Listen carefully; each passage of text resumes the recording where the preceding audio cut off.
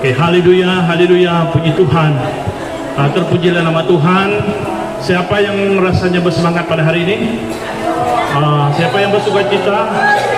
Oke, saya pun turut bersemangat dan bersuka cita karena hadir ke tempat ini. Saya merasakan kuasa Tuhan ada bersama dengan kita. Saya merasakan kasih Tuhan ada bersama dengan kita. Apabila kita memuji Tuhan, apabila kita mengangkat nama Tuhan, Tuhan akan hadir di dalam tengah-tengah kita. Sebab firman Tuhan mengatakan, sekiranya 2 atau 3 orang yang memuji Tuhan ataupun berdoa di dalam nama Tuhan, Tuhan akan hadir ke tempat mereka. Kita di sini lebih daripada 2 atau 3 orang. Jadi kita percaya Yesus ada bersama dengan kita pada hari ini. Oke, sebelum saya mau meneruskan perkongsian saya ingin membawa Anda kepada sebuah cerita ya. Ada seorang Kristen nih, seorang budak yang lebih kurang sebaya dengan awak nih. Dia nih daripada keluarga yang bukannya senang, bukannya susah. Tetapi pada satu ketika dia melakukan diri ke sekolah.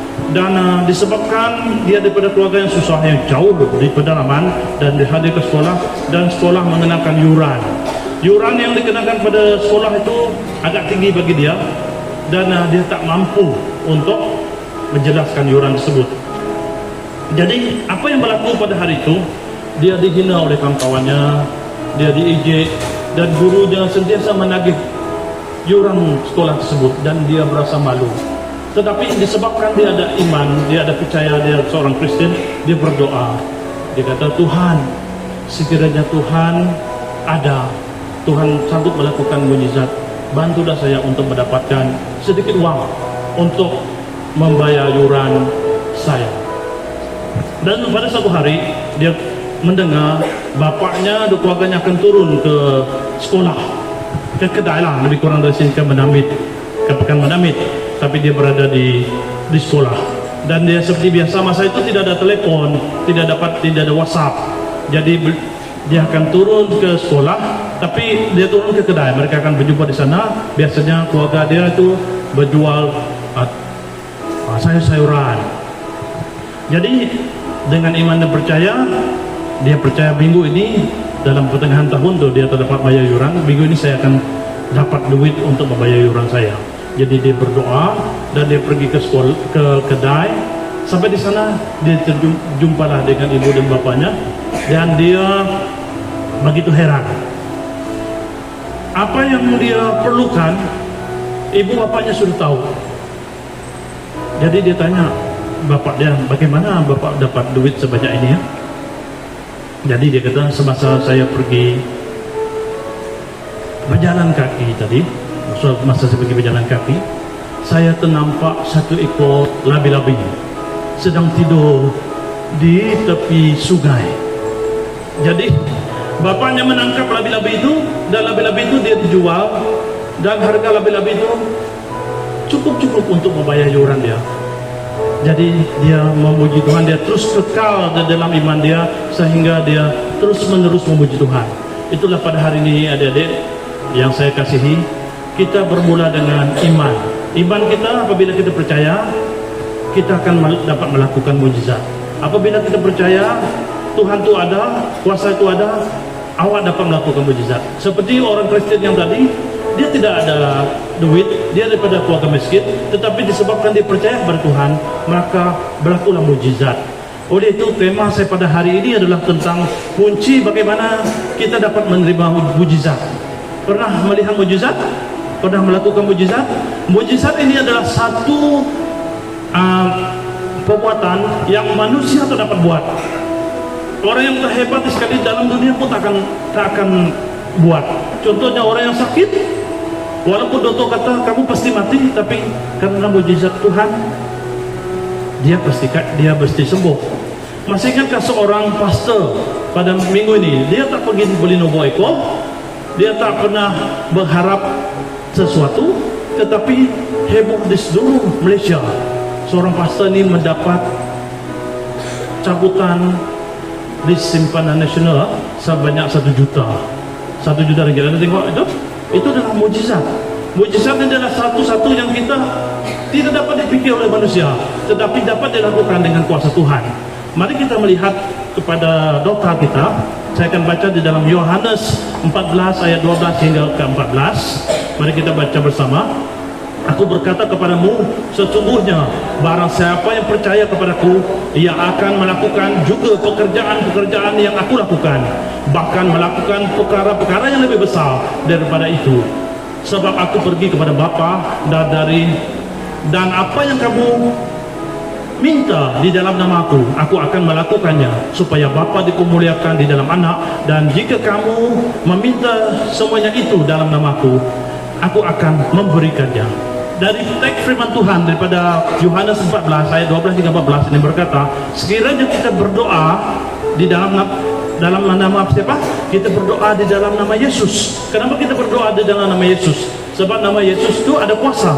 Kenapa kita diberi kuasa? Sebab firman Tuhan mengatakan, siapa yang percaya akan diberi kuasa menjadi anak-anak Allah. Awak semua telah diberi kuasa. Sekarang ni awak ada kuasa. Tuhan Yesus kata kamu ni ada kuasa. Jadi apabila kita berkuasa, Tuhan Yesus kita kata kita dapat melakukan mujizat. Apabila kita dapat melakukan mujizat atas nama Tuhan Yesus, kita berdoa melakukan mujizat. Sebab Yesus telah melakukan mujizat. Orang yang buta disembuhkan, orang yang mati dibangkitkan satu ketika dahulu, orang yang lumpuh berjalan, dan orang yang susah diberikan semangat sehingga mereka mengikut Tuhan, memuliakan Tuhan, dan banyak orang yang sesat diselamatkan. Jadi anak-anak yang saya kasihi, kita di sini kita tahu Yesus telah melakukan banyak mujizat. Yesus melakukan mujizat hari ini, Yesus melakukan mujizat semalam, dan Yesus melakukan mujizat selama-lamanya. Oke, mau melihat mujizat? Kalau awak percaya, Yesus kata, awak bukan sahaja dapat melakukan mujizat yang biasa-biasa, malah kata Yesus tadi, melakukan mujizat yang lebih besar. Yang lebih besar. Bukan mujizat yang kecil-kecil, tapi mujizat yang lebih besar. Apabila awak percaya, awak akan dapat melakukan mujizat yang lebih besar. Jadi iman, kepercayaan itu terus tinggal di dalam anda. Jadi Tuhan Yesus, ramai yang di antara kita, apa orang kata, kita hanya percaya, kita hanya melihat orang lain mendapat mujizat. Kenapa? Sebab kita tidak meminta. Kita telah diberikan keistimewaan sebagai anak Tuhan, tetapi kita tak meminta, tapi orang lain menerima. Kita sebagai penonton sahaja, orang lain jadi pemenang, kita sebagai penonton, sebab kita tak minta. Yesus kata kita minta. Yesus pernah berkata, ketuklah pintu, maka pintu akan dibuka bagimu. Carilah, maka kamu akan mendapat. Oke, itu yang firman Tuhan katakan. Jadi kita perlu mengetuk pintu.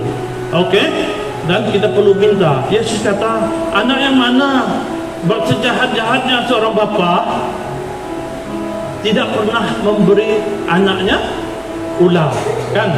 Dalam firman Tuhan. Apatah lagi Bapa yang di surga yang begitu baik. Kalau awak minta di dalam nama Yesus, pasti akan berlaku mujizat. Ini sesuai dengan firman Tuhan yang saya nak sampaikan di sini. Sebab mujizat berlaku semasa mula-mula saya mengenal Tuhan, sama macam umur kamu ini. Saya bilang mengenal Tuhan dan saya percaya, mula percaya satu persatu mujizat itu. Setiap hari saya mula percaya dan mujizat sentiasa berlaku. Mujizat pertama yang saya alami adalah apabila khotbah yang diberikan oleh seorang hamba Tuhan yang seperti begini, saya cuba Tuhan. Tuhan kata ujilah aku. Jadi satu ketika disebabkan di sini ada bumbung, kan, di tempat saya tak ada bumbung. Jadi apabila kita makan, kita kena balik asrama, dan kalau masa hujan kita basah, kan. Masa itu saya tak cukup pakaian. Jadi saya berdiri di depan pintu. Saya kata, di dalam nama Yesus hujan berhenti. Saya tak beritahu sesiapa, tapi mujizat berlaku. Hujan berhenti. Itu adalah mujizat pertama yang saya berdoa di dalam nama Yesus.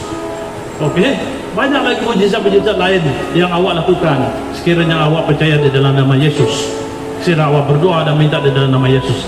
Oke, apa kunci mujizat? Mari kita membaca dalam buku Matius ayat ke-14 Buku Matius ayat 14 ayat 22 hingga ke 33. Temanya Yesus berjalan di atas air.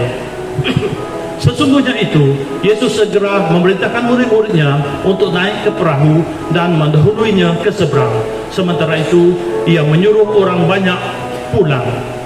Dan setelah orang banyak itu disuruhnya pulang, Yesus naik ke atas bukit untuk berdoa seorang diri.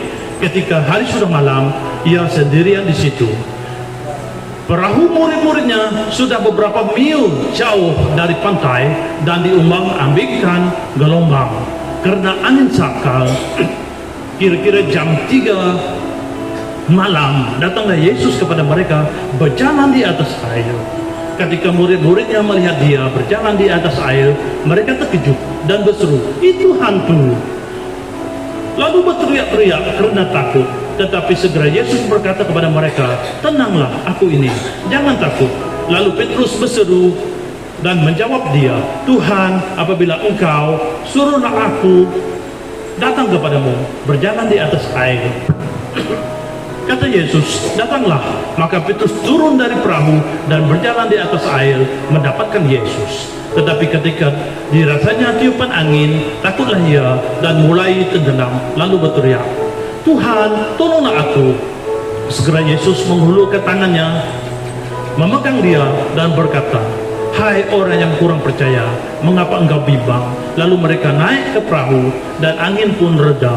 Dan orang-orang yang ada di situ menyembah dia. Katanya, "Sesungguhnya engkau anak Allah." Jadi kita telah melihat bahwa Yesus berjalan di atas air pada pukul 3 pagi.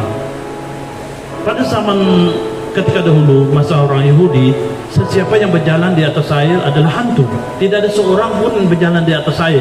Sebab Yesus adalah Tuhan, Yesus berjalan di atas air. Jadi di sini yang paling menarik dalam petikan dalam cerita ini adalah Petrus, ya. Petrus bukan sahaja melihat mujizat, tetapi Petrus melakukan mujizat. Kenapa Petrus dapat melakukan mujizat?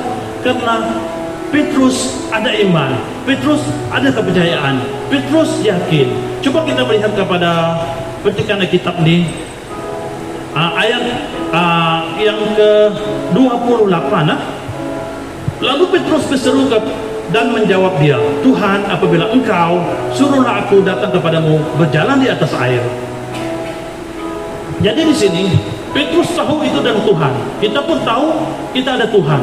Jadi peranan kita sebagai orang yang percaya, kita perlu berseru, kita perlu berdoa, kita perlu yakin, kita perlu ada iman supaya kita dapat melakukan mujizat. Kalau kita tidak ada iman, kita tidak ada keyakinan, mujizat tak akan berlaku. Firman Tuhan mengatakan, sekiranya awak mempunyai iman sebesar biji sesawi. Tahu di mana teks Alkitab itu? Sebesar biji sesawi, awak dapat memindahkan gunung. Memindahkan gunung. Betapa hebatnya Tuhan.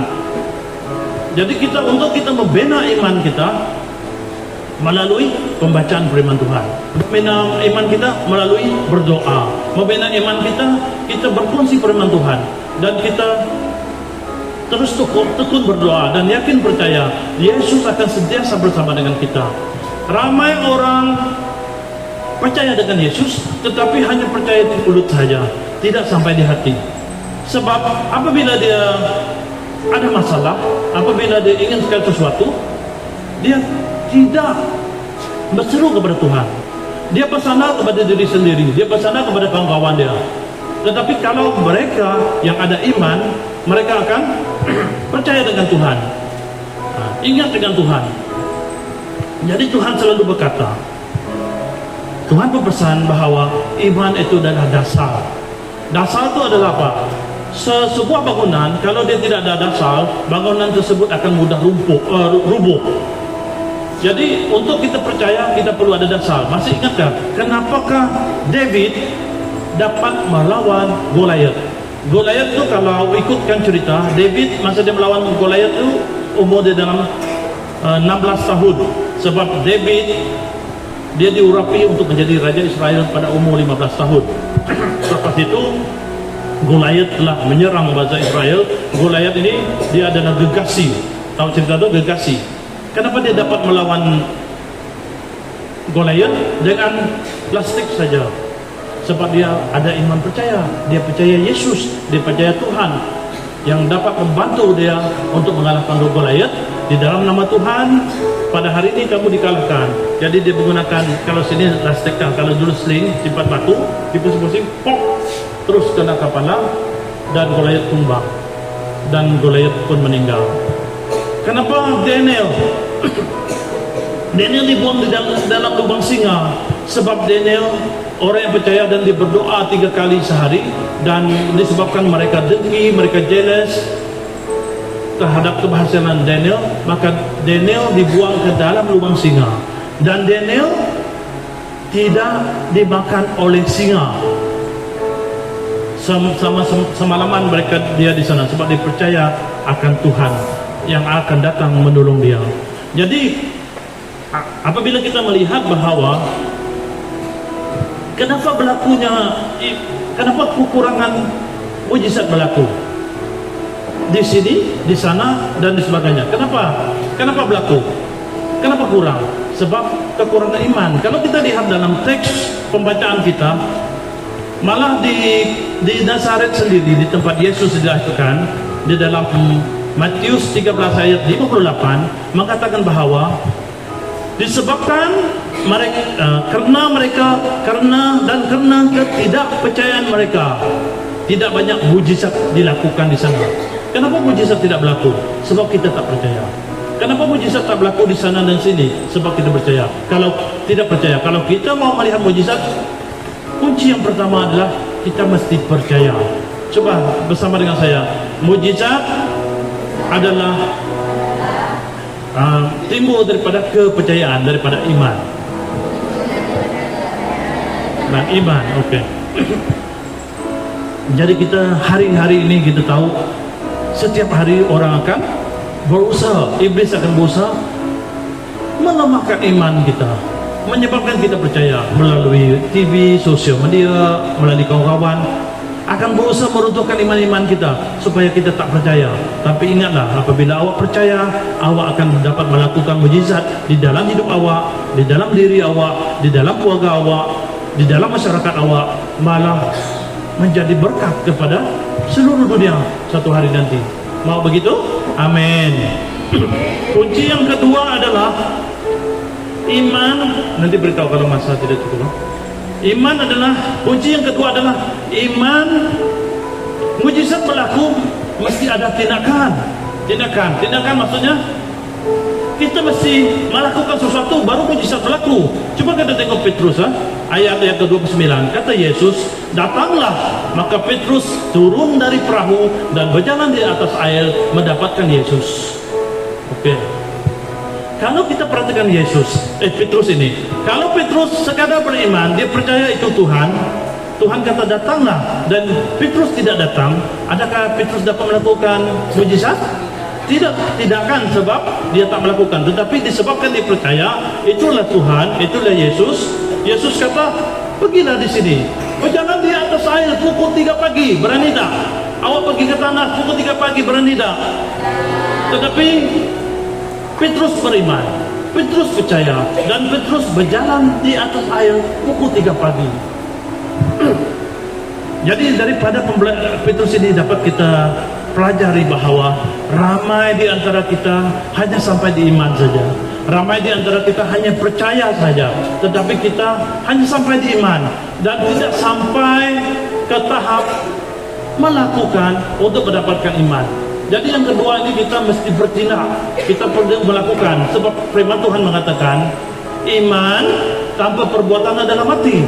Jadi kalau kita mau mujizat berlaku, kita mesti bertindak, kita mesti bekerja, kita mesti melakukannya. Jangan hanya setakat iman saja. Sebab kalau kita setakat iman saja, kita tidak akan dapat melihat mujizat.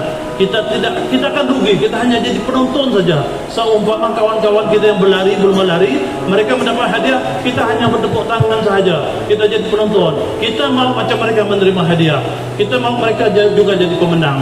Jadi adik-adik sekalian, jadi saya Di sini saya menulis bahwa untuk menjadi seorang yang berjaya, kita mesti bertindak. Oke, kita mesti melakukan sesuatu.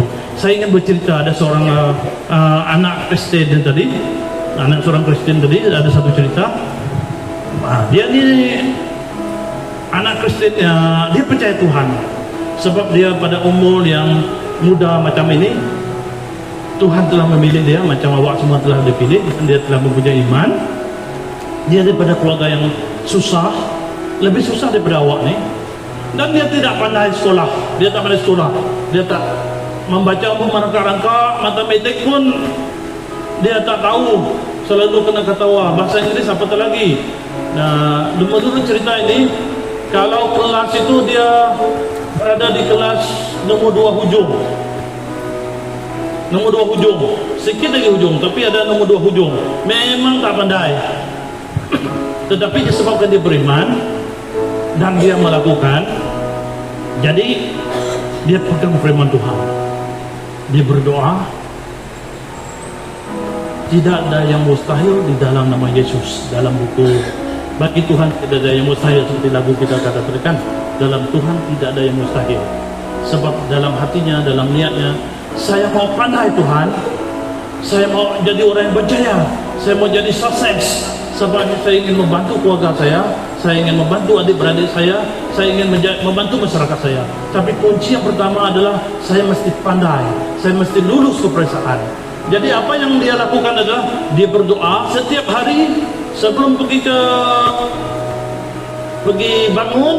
Dia ada Bible di kepalanya, dia baca Alkitab satu ayat satu pagi.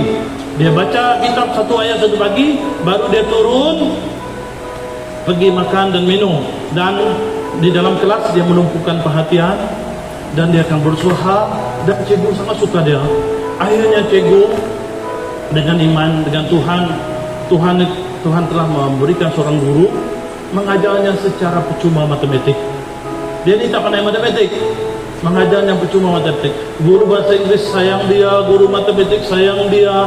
Dari seorang yang tak pandai membaca, dari seorang yang tak pandai matematik, akhirnya dia dapat tempat yang pertama dalam kelas itu. Tepuk tangan bagi Tuhan. Itu adalah iman yang percaya. Langkah yang pertama adalah dia dapat tempat yang pertama. Setiap kali peperiksaan dia dapat tempat pertama. Sebab dia berdoa, Tuhan saya mau dapat tempat yang pertama untuk mendapat hadiah di depan. Saya tidak mau jadi penonton, saya mau jadi tempat pertama. Awak juga dapat, awak juga ingat, awak juga dapat. Kalau awak nak dapat hadiah, awak mula dari sekarang. Nak dapat hadiah untuk anugerah kecemerlangan belajar daripada kawan kita ini. Percaya dengan Tuhan, lakukan, jangan bermain, jangan tidur, atur masa belajar awak. Jangan malu untuk belajar. Belajar ni umpama makan. Kalau kita tidak malu makan, kita tak malu belajar. Sebab kita fokus kepada Tuhan. Sebab kita tahu kalau kita lakukan itu dan Tuhan memberkati kita, sudah pasti kita berjaya. Dan imannya terus bergerak. Selepas itu semasa tingkatan 3 dia dapat jadi pelajar yang cemerlang dan dia dapat hadir daripada ketua menteri. Akhirnya dia tak dapat membeli buku, tetapi cikgu-cikgu memberi buku kepadanya. Lihat mujizat berlaku. Dia tak ada duit, kemudian dia dapat beasiswa. Ini adalah beri tepukan yang besar kepada anaknya. Jadi kita sudah tahu bahawa orang yang percaya, dia beriman dan dia melakukan, sudah pasti dia akan mendapat mujizat, dapat melakukan mujizat. Sama juga adik-adik ya, anak-anak yang saya kasih pada hari ini. Kalau awak ingin berjaya dalam hidup, awak ingin berjaya dalam peperiksaan, jangan malas. Dalam kelas tumpukan perhatian. Ingat, saya belajar untuk Tuhan. Dalam asrama jangan bermain, belajar. Dengan kuasa Tuhan, mujizat akan berlaku. Awak satu hari nanti akan menjadi orang yang pintar. Awak satu hari nanti akan menjadi berkat kepada bangsa-bangsa yang lain. Mungkin awak sekarang tak fikir saya akan jadi ini, jadi itu. Tidak mustahil. Awak akan jadi pilot, awak akan jadi doktor, awak akan jadi menteri, awak seorang ahli perniagaan, dan awak semua akan berdiri di depan dan awak mempunyai kopi segi empat kan ijazah. Awak percaya tidak? Percaya tak? Mau masuk universiti semua tak? Awak mau masuk universiti, awak ada iman, sekarang awak di depan Tuhan, awak kata percaya, dan awak perlu lakukan. Atur kerja awak, jangan malas, jangan bermain, masa awak masih ada untuk memperbaiki diri untuk Tuhan. Awak bekerja untuk Tuhan. Masih ingatkah masa hari itu bercerita tentang semut, dalam Amsal 6 ayat 6, masih ingat? Rajin pada semut. Apabila awak rasa lemah, lihat semut. Semut satu makhluk yang sangat rajin sehingga dapat melakukan banyak kejayaan-kejayaan di dalam hidup mereka. Jadi seterusnya untuk yang ketiga ini, yang terakhir adalah terus fokus. Kunci yang ketiga, terus fokus. Jangan hilang fokus. Coba kita lihat ayat yang ke-30. Tetapi ketika dirasainya tiupan angin, takutlah ia dan mulai tenggelam dan berteriak, Tuhan, tolonglah aku. Segera Yesus menghulurkan tangannya, memegang dia dan berkata, hai orang-orang yang kurang percaya, mengapakah engkau bimbang? Jadi kita melihat di sini, pada mulanya Petrus sangat beriman. Petrus percaya, dan Tuhan Petrus melakukan mujizat, berjalan di atas air. Tidak ada seorang dalam dunia ini yang melakukan mujizat berjalan di atas air, hanya Petrus seorang. Tetapi apabila dirasanya angin, dia pun merasa takut dan dia mulai tenggelam. Sama juga dalam kehidupan kita. Pada mulanya awak beriman, awak fokus dengan pelajaran. Mulai dengan semester pertama tahun meningkat keberusahaan, tetapi iblis akan menghantar orang-orang di sekitar awak. Woi, janganlah rajin belajar. Tidak ada kerja juga orang. Jangan rajin belajar, nanti pergi universiti tidak dapat juga bapak awak sokong, ataupun ibu cikgu kata kau ni bukan pandai sangat. Sebenarnya itu adalah kerja-kerja iblis untuk menghilang fokusmu supaya kamu tidak berjaya. Ingat, apabila kamu tidak hilang fokus, iblis juga memporak-porandakan persekitaran kamu supaya kamu hilang fokus. Dan ada satu ketika seorang rakan, dia sangat cemerlang, dia juga percaya Tuhan, tetapi disebabkan dia hilang fokus, satu ketika dia tidak percaya Tuhan, apa yang berlaku? Dia merosakkan dirinya sendiri. Nasib baik dia tidak mati, ya. Nasib baik dia tidak mati, sebab dia kecewa. Dia sudah dapat pergi ke university, tetapi budak ni disebabkan ibu bapaknya sukar untuk membantu dia, dia coba merosakkan dirinya sendiri, dan dia berhenti daripada universiti itu. Ini cerita sedih, tetapi selepas dia berhenti, dia dapat masuk ke IPG, ke Matab, syukur puji Tuhan. Tetapi di sana iblis cuba merampas dia daripada kerajaan Allah. Awak kena percaya, suatu hari nanti awak akan pergi ke mana-mana selagi awak percaya kepada Tuhan dan awak teruskan fokus kepada tujuan Tuhan. Jangan fokus kepada persekitaran atau emosi atau keluarga dan sebagainya. Awak pasti akan berhasil. Oke, itu saja daripada pengungsian saya pada hari ini, yaitu kunci iman adalah 3, ya. Yang pertama adalah kunci mujizat adalah 3. Yang pertama adalah iman, yang kedua adalah bertindak, dan yang ketiga adalah hilang fokus, terus fokus. Oke, jadi mari kita tutup mata, ya. Mari kita tutup mata.